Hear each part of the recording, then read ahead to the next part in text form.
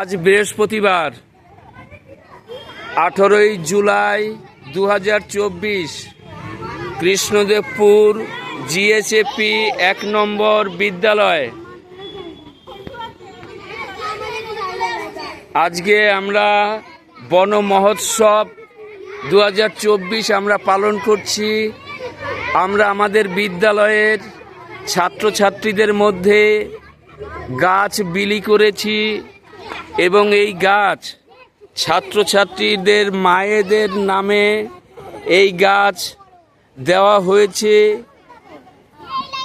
এই ছাত্রছাত্রীরা তাদের মায়ের নামে এই গাছটি রোপণ করবে এবং যত্ন সহকারে এটাকে পরিচর্যা করবে এবং বড় করবে, তাই তো? সবার মায়ের নামে কিন্তু গাছ এখানে দেওয়া হয়েছে। যারা মাকে ভালোবাসো তারা এই গাছকে সুন্দর করে বড় করে তুলবে। এই সবাই এটাকে করবে তো, বড় করবে তো।